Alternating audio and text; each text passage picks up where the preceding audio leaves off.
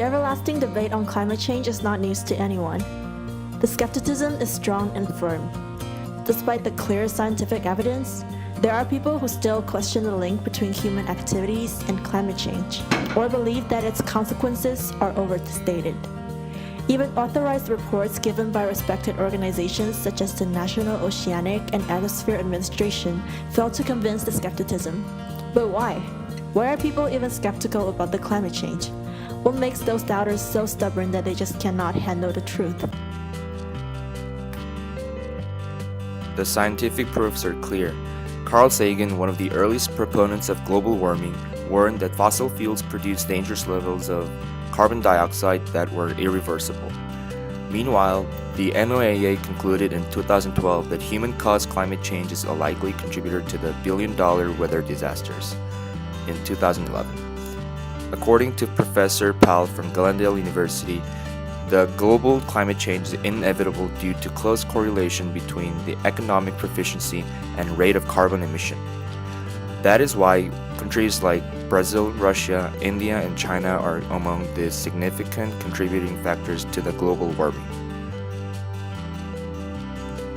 One explanation might be that people have psychological denial towards proofs that are against their beliefs.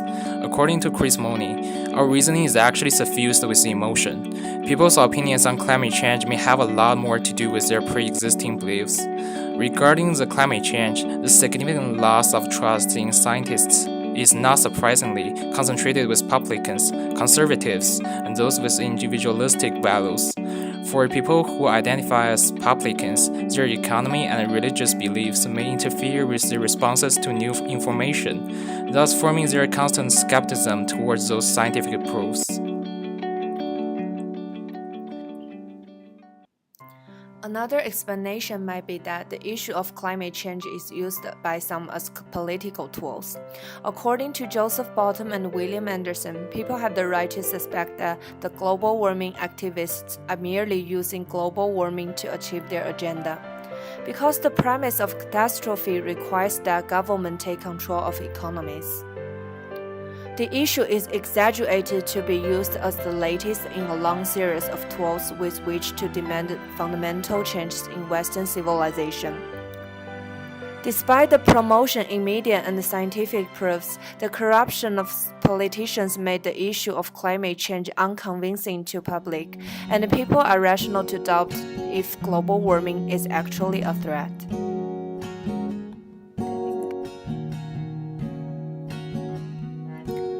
One last possible explanation is that people do not feel threatened by climate change. Climate change has always been this broad and general topic that is so far away, and people have troubles feeling its existence. Winter is still cold, and we cannot easily feel the sea level rises. Moreover, according to Mona Sherrod, studies have shown that population of polar bears in Hudson Bay is 66% higher than expected. And there are twice as many emperor penguins in Antarctica as previously thought. Evidence may have pointed people to believe that the global warming is not that bad, at least not to a point where we have to change our lifestyles to fix it. Because people cannot feel the climate change, the cost of solving the problem seems much higher than its negative influence. People thus remain skeptical because they feel irrational to sacrifice so much for something they cannot relate to or feel. The skepticism against climate change is actually more complicated than irrational doubts. Despite the scientific evidence, people might be skeptical about global warming because they infuse their beliefs into their responses, they have distrust against political figures, or they do not feel threatened.